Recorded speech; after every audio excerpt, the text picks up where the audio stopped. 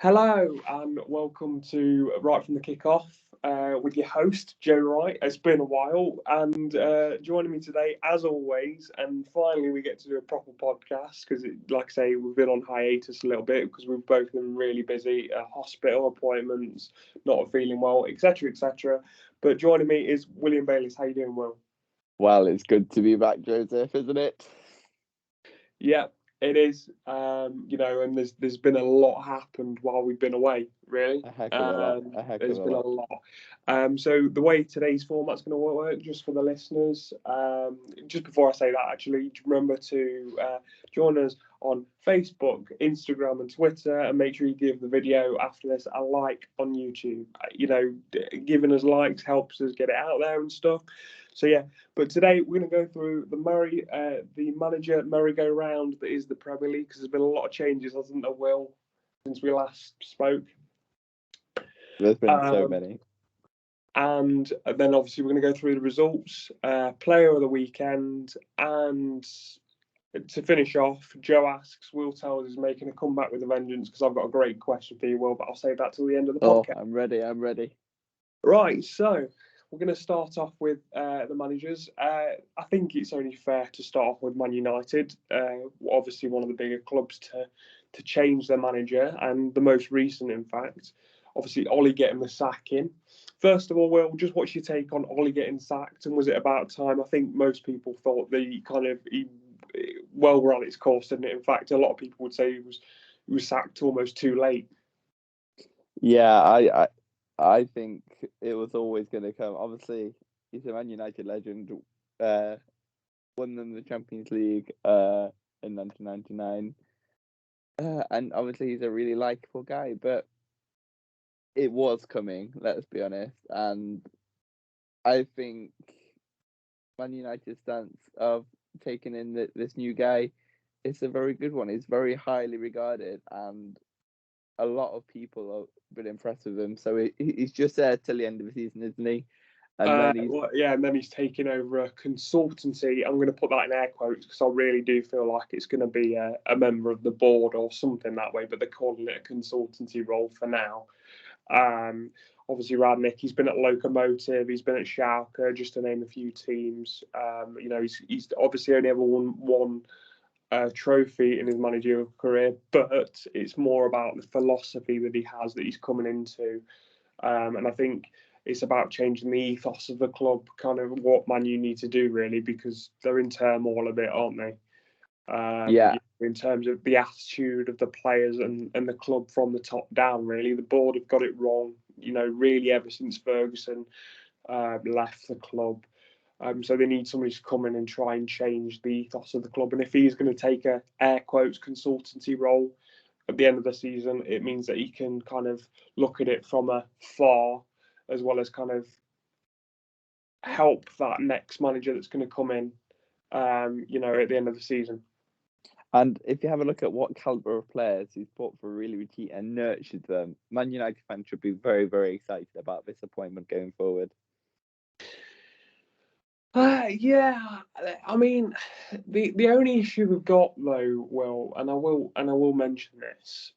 They should be excited. I understand what you're saying, new change, new ethos and stuff. But I think if I'm a Man United fan, what happens if this does go wrong?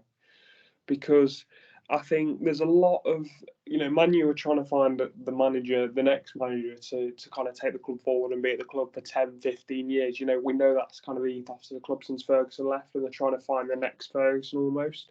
Would you agree with that? Yeah, which is a completely wrong way to do it because there's only one. Yeah, exactly. And I think we do live in a world now in football, unfortunately, where people expect results straight out the gate. People want results fast. If you don't win a game in 10 games, you're up for the sack, aren't you? It's the way football works now. And I mean, 10 games is actually probably been on the lighter side of it. We've seen teams get sack managers after not getting a win after 5 games.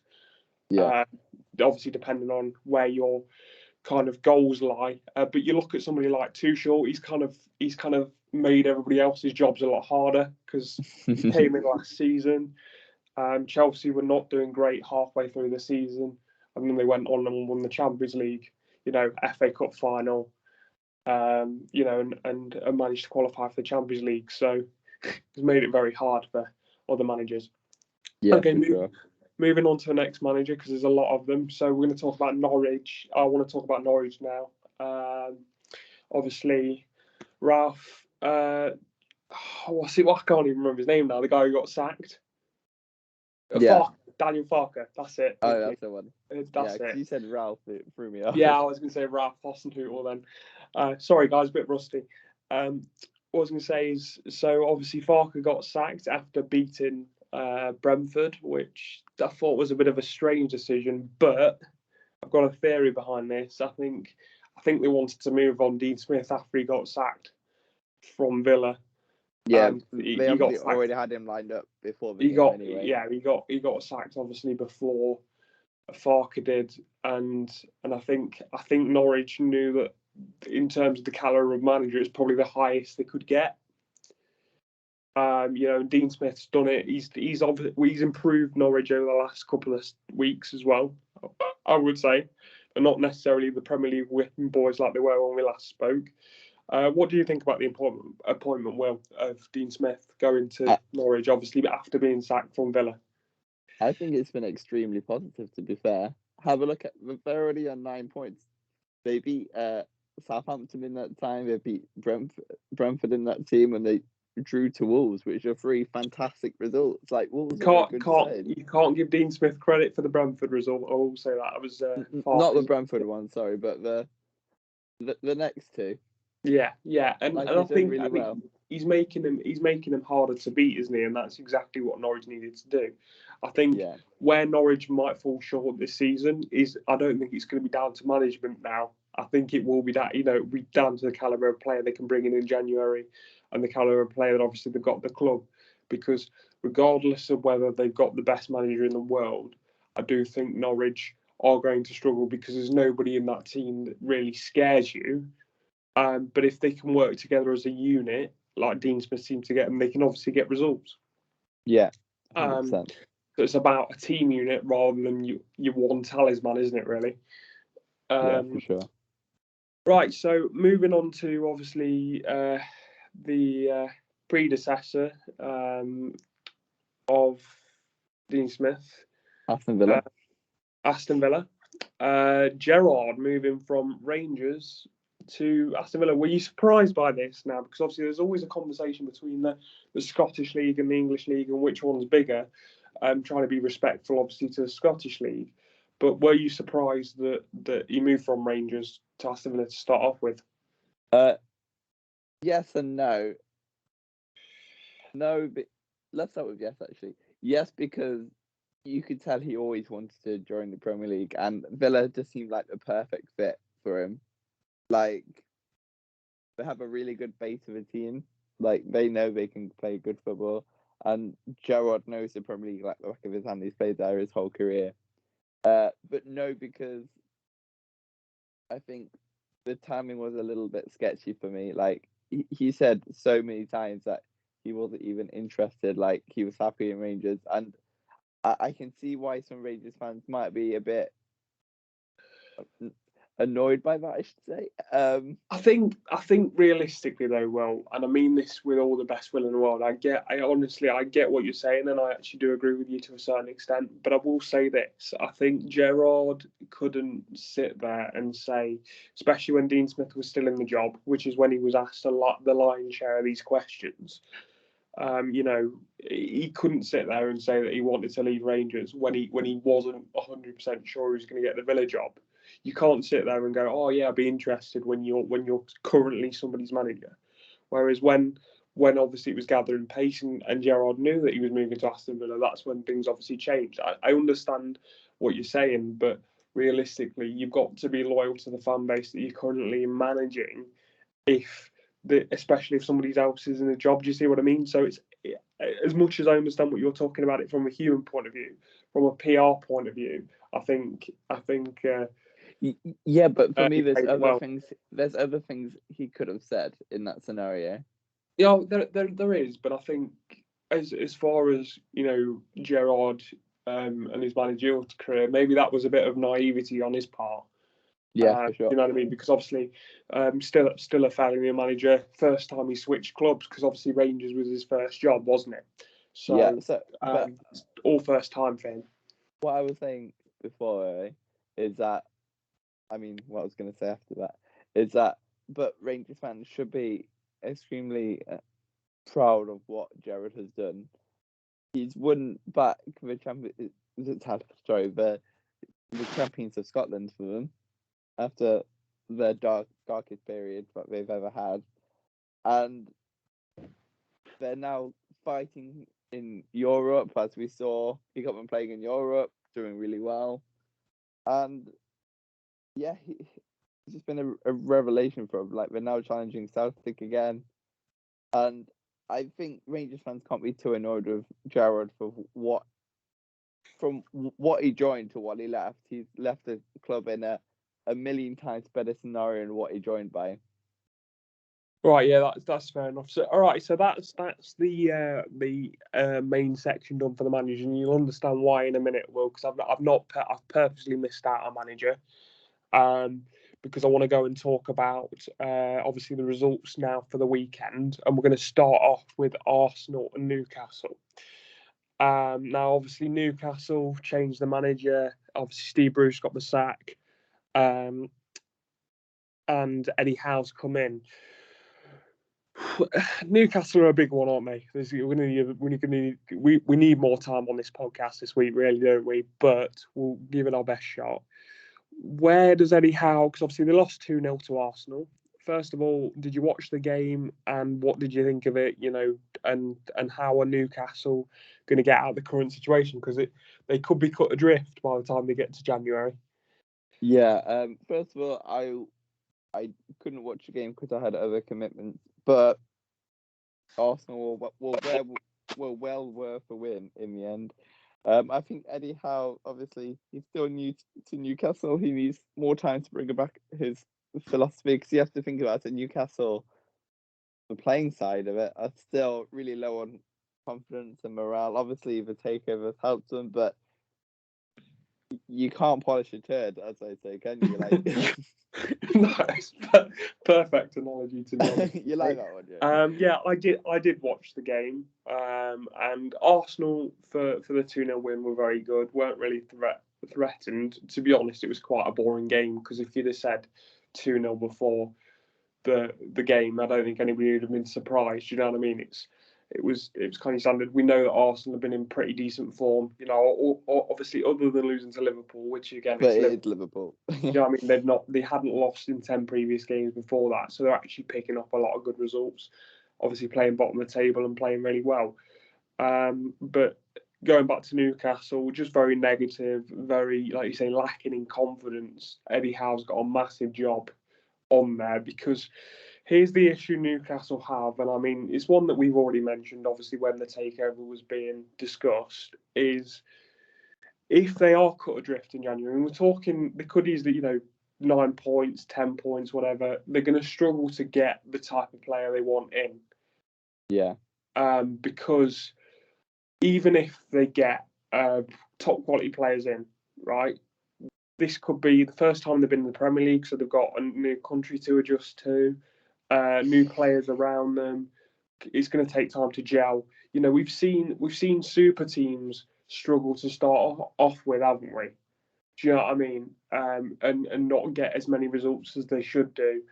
And the issue is, if they are that far back when January comes, if they don't sign the right type of player, they could be playing Championship football next season. Everybody was laughing when it was kind of talked about with how rich they are, but they could be the richest club in the world in the Championship next season. I mean, I don't know what you think about that, Will.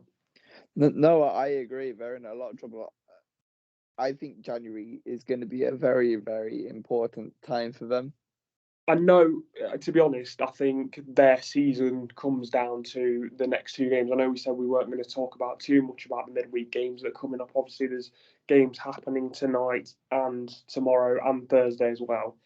But they're obviously playing Norwich and Burnley. Surely, if they lose those 2 games at home, both of them at home, If they lose those 2 games, they're in a world of trouble, aren't they? Yeah, 100%. Because if they lose those 2 games, you're losing ground on both teams who you're contesting with.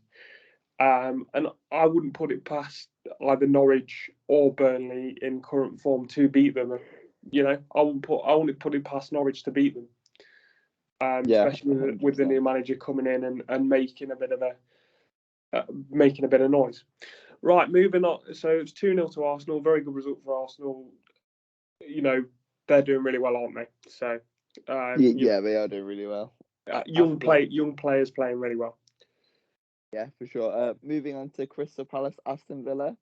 Now, Villa were winning 1-0 in this game, and then Villa, first of all, got a player sent off, but then it went to VAR, and this is why I think VAR is doing the correct decision, because yes, it was high, but he completely missed the man, so you can't really give that a red card, can you? And no, you can't. You can't. I mean that would be just horrendous for the Premier League if that was given a red card. Yeah, but you have to say fair play to VAR for doing that job, and Villa went on to score the second goal, and then that was kind of done and dusted. I know Crystal Palace scored in one of the last kicks of the game, but John McGinn's finish, by the way, if you've what a goal. Quality goal, good build-up play, but absolutely almost just side-footed it outside the box into the bottom left corner. Brilliant goal. Yeah, and that's really I'm happy with John McGinn because he was under the cosh a little bit. He was under a little bit of pressure of not performing as well as he did last season, but he started to pick up a few decent goals, or really good goal here and there, and his performance has started to pick up. I know he's been a bit injured, hasn't he, as well? Yeah, he has. But yeah, I'm happy for the guy. Yeah, and obviously, like we said, I think Gerrard couldn't have had more of a better impact since he's come in. Obviously, 2 wins out of 2 now. They won 2-0 last week as well against Brighton. So, which was a really good result. Yeah, really good result. And it kind of just shows that he's already getting. But we see this a lot with managers. Let's see how he's doing after 10 games. I hope he does. I like Gerrard. I do like Gerrard, and I hope he does well. But we see this a lot of times with managers is they do get that kind of injection bounce, don't they? Where they pick up, 2 or 3 results because it's a new manager, it's a new philosophy kind of thing. So we'll just see what happens there. But good win for Villa again. Crystal Palace playing some good football this season, though, I have to say. And they're challenging in a lot more games than they were last season, I think. Yeah, I think Patrick Vieira's really injected a different ethos, and you can tell that we're a lot more confident of the side, aren't they, now? For sure. Okay, so moving on to Liverpool, Southampton, and it was another 4-0 victory for Liverpool, and Liverpool are just came from strength to strength now, aren't they? They started off a bit slow and shaky, but they've really picked it up since then, haven't they?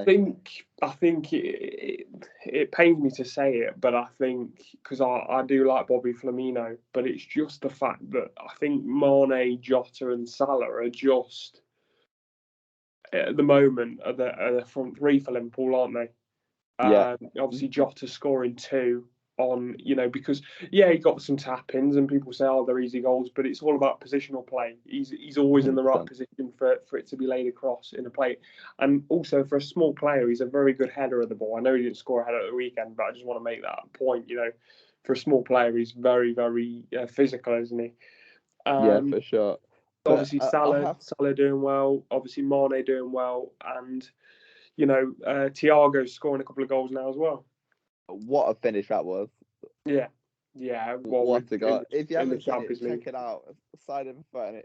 I'm not sure if it bounced or not, because the spin of the ball made it was unbelievable. Honestly, it was on the half volley, wasn't it? Just for reference, we're talking about his Champions League goal and not his goal. Oh, sorry, yeah. I just had to bring it in. Yeah, I mean, it was a great goal. One thing I have to say for Liverpool is that the African Cup of Nations might come at a bad time for Liverpool, because obviously with Salah and Mane going, it could be a bit light up front, couldn't they? Which is crazy for Liverpool. Yeah, they could be. I mean, when does that start? I don't know the dates for the start of that. I believe it's in January, isn't it? Yeah, I just need to make sure that I keep on top of that with the old fantasy football. But yeah, um, well, I was going to say is basically, yeah, I think you might be right. It's kind of it's gonna be difficult, but they are picking ahead of steam now. But they are one of the Super Three teams. I think we're going to see a massive disparity between the top three and the fourth place team this year.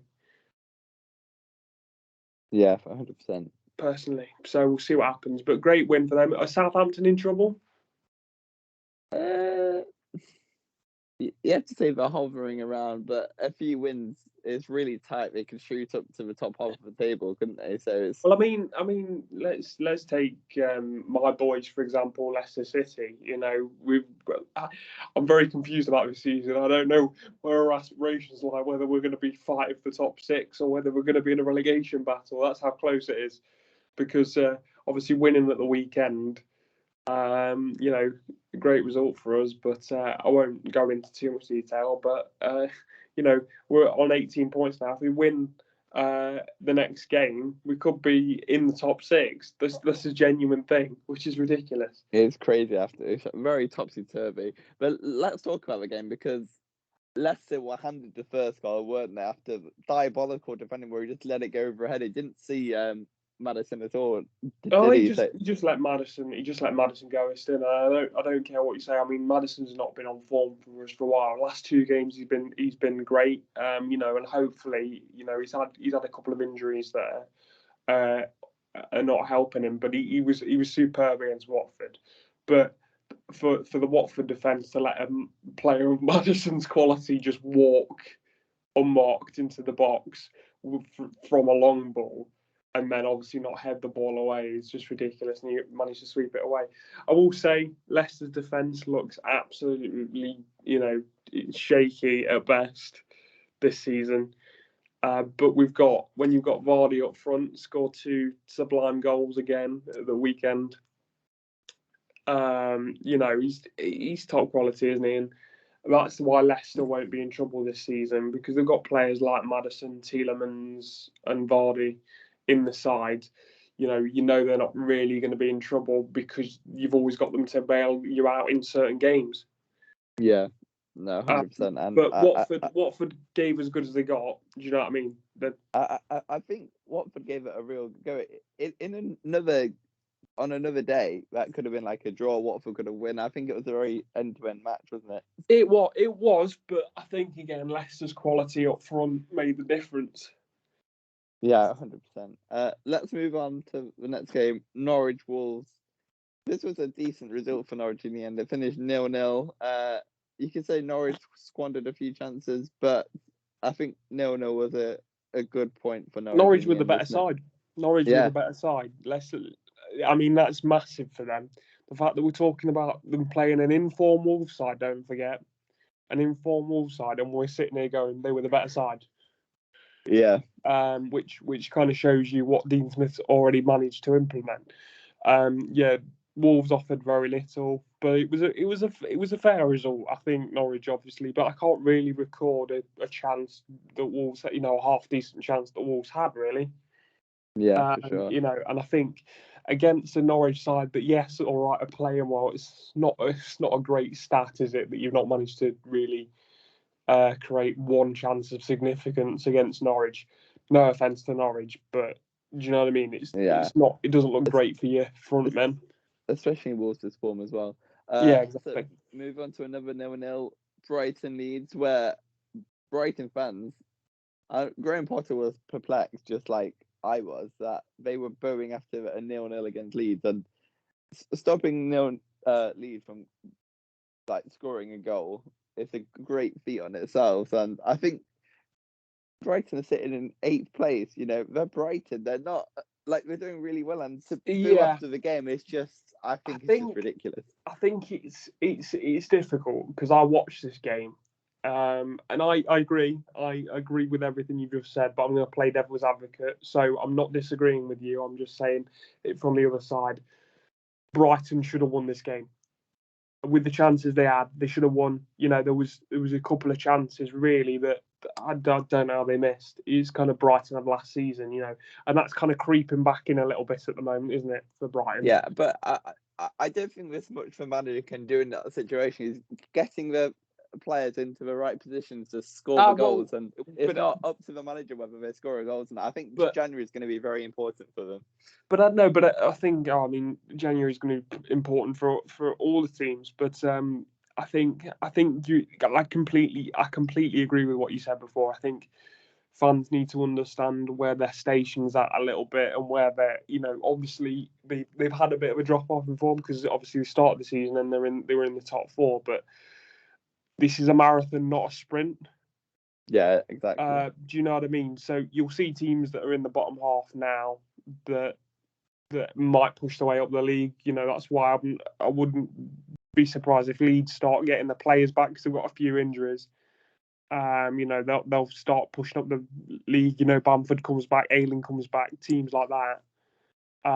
So that's just to kind of name a few. And then obviously you've got a couple in the top half that might drop off, like your Brightons, in terms of go back into the bottom half. So it's like I say, it's a long season. There's still 25 games to go. Correct me if I'm wrong, but 25 games to go. So we're not even halfway through the season yet, and 6 games off being halfway through the season. So it's still quite a lot of points to play for before we even reach the halfway point.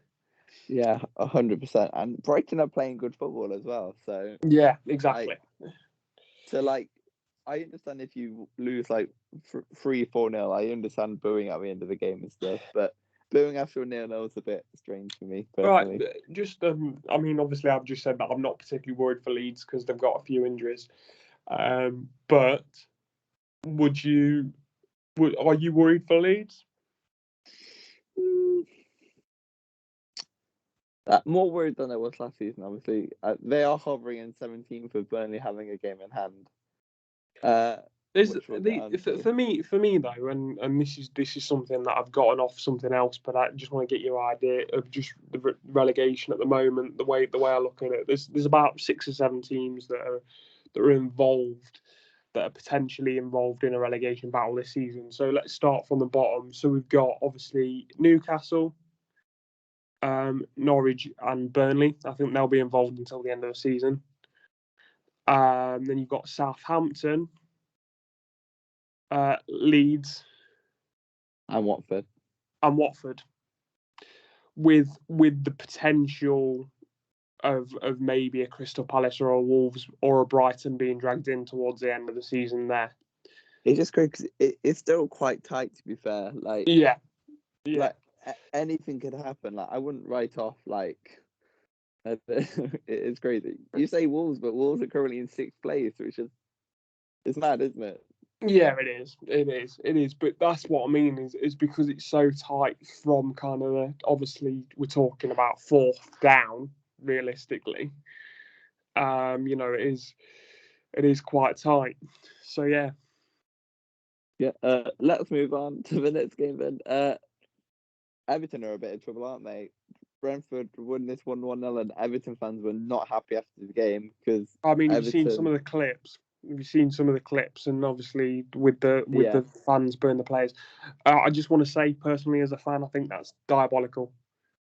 I think our own fans, Leicester fans, have been kind of pointed out this season for that kind of behaviour. But you see that behaviour, that is ridiculous, right? They've got 2 of the main players out against Brentford, in Calvert-Lewin and Richarlison. There's your front 2, right?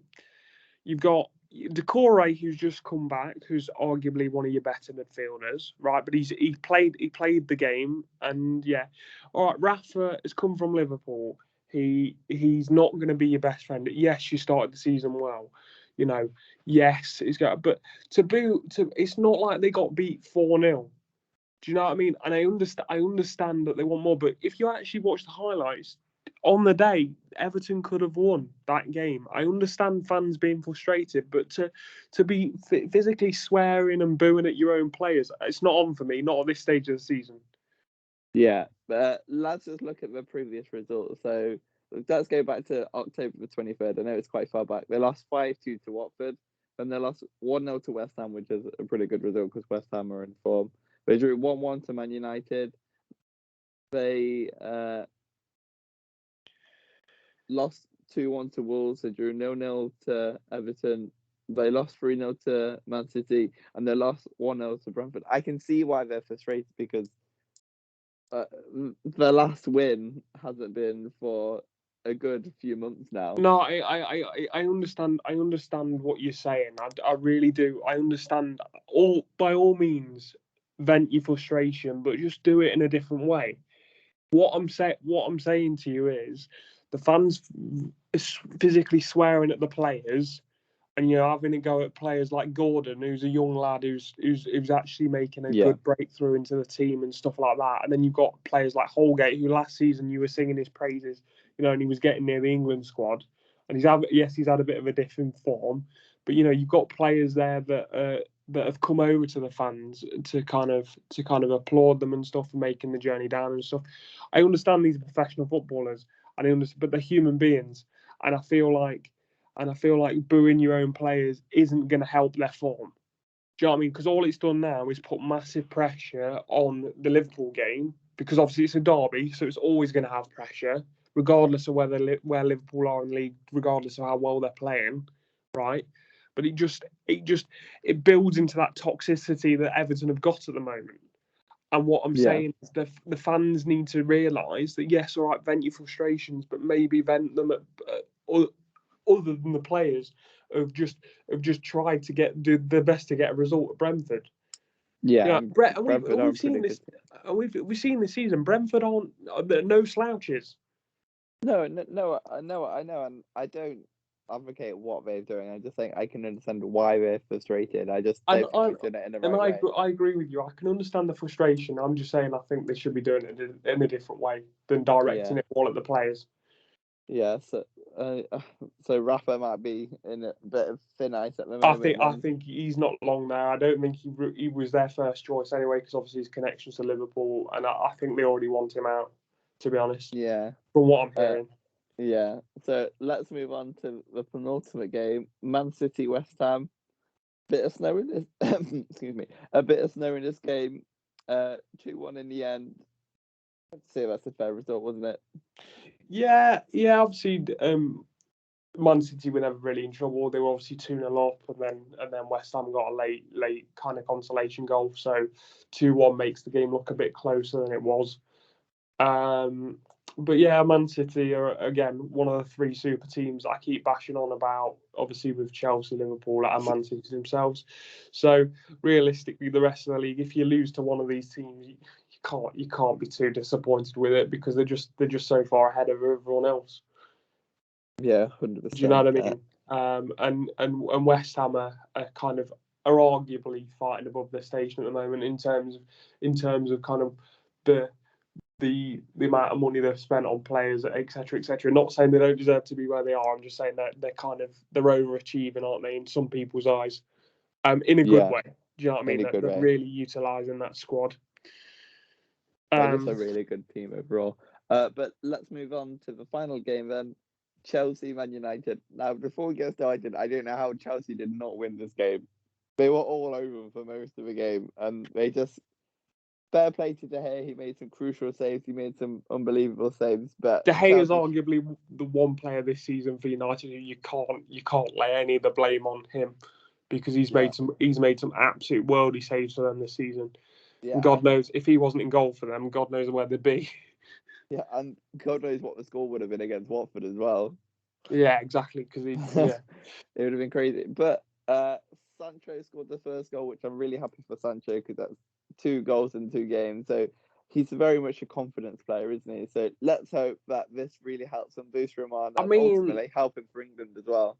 Yeah, I mean, I'm happy for him, and I'm glad that he scored the goal. But the mistake by Jorginho I mean, yeah, I don't know what he was thinking. Obviously, he was the last man. He tries to bring the ball down, takes a big touch, and then of course Sancho's in, and he's given the whole of the Chelsea's defensive half to run into, and slots it away good on him. But if you've seen the goal, well, I mean, the mistake is just ridiculous. In doubt, put it out. He should have just headed it away. But if only he did that against England in the final, eh?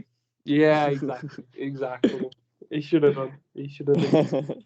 But yeah, that's all our games. Sorry, my voice keeps going. That's all the games for this week. Shall we move on to our predictions, quick fire results, Joe, for this Yeah, weekend's sure. Let's matches? go for it. So we're doing, So, just to give everyone a heads up, we're doing the weekends games and not the midweek games, because obviously that'd be too many for us to do. So we're just going to go for the weekends. So it's not this lot of games; it's the next lot we're doing. yeah. So I'm going to fire them over to you, Joe. So quick fire answer. First thing that comes to your head: West Ham, Chelsea, 2-0 Chelsea. Newcastle, Burnley, 2-1 Burnley. Okay, good game. Southampton, Brighton, 1-1. Wolves, Liverpool, 3-0 Liverpool. Man City, Watford, 4-0 Man City. Leeds, Brentford. I think this will be a good game. Leeds, Brentford, 2-2. You're going for a Desmond then, eh, Joe? Man United, Palace, Man United, Palace, 2-1 United.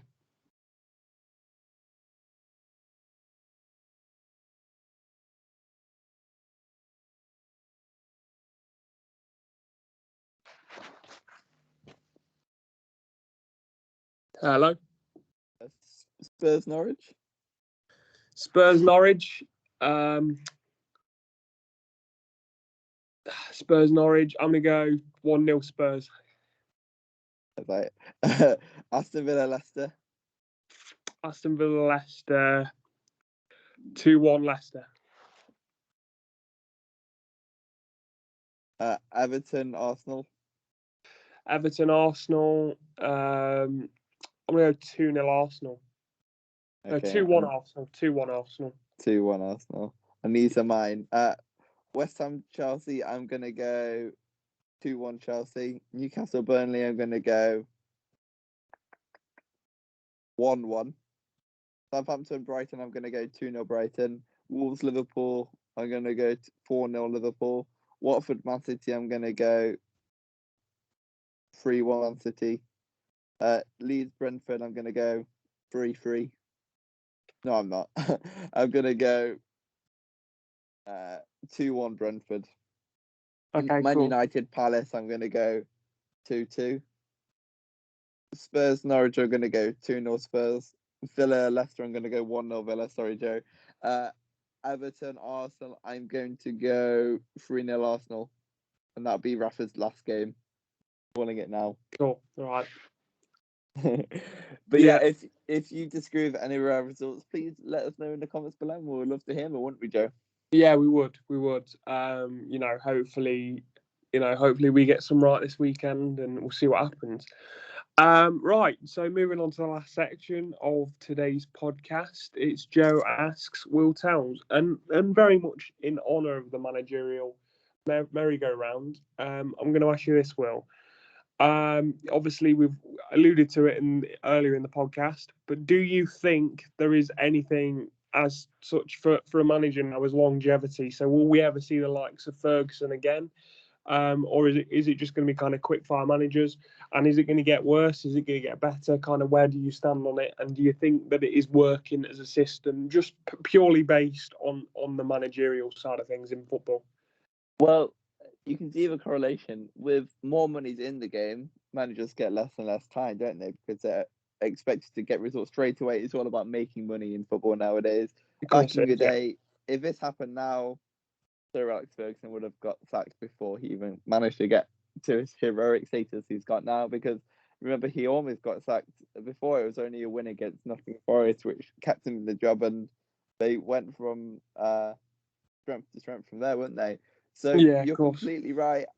I personally think, and you're probably going to maybe agree with me, is that we all know football's unsustainable and it's the current climate. So I think it's going to get worse and worse, and it's going to hit a ceiling and then fall down.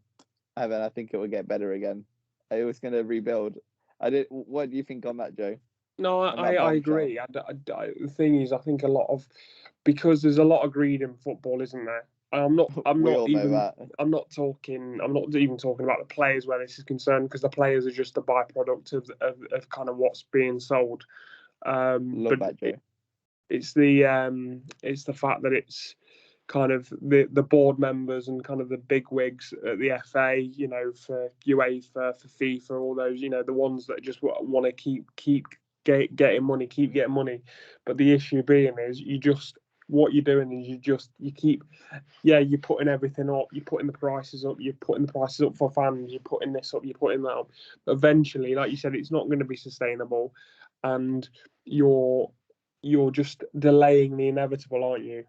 By doing For it, sure. that's all you're doing. You're just delaying the inevitable. But that what it means is, by delaying the inevitable, is rather than saying, say if somebody was to sit here now and say, oh yeah, you know what we're going to do is we're going to make sure this manager has this, and we're not going to pay him astronomical fees, and we're going to make sure that he stays in the job for, I don't know, 10 years, right? If they started doing that now, yes, all right, the fallout initially would probably be really bad, because as we know, football is becoming unsustainable, but it would eventually find a baseline where it would kind of steady itself out, and kind of go along, quite nicely, right? But the further you keep pushing it down the line, and you're like, oh no, more money, get it in, oh, I want players to be sold for 400 million a pop.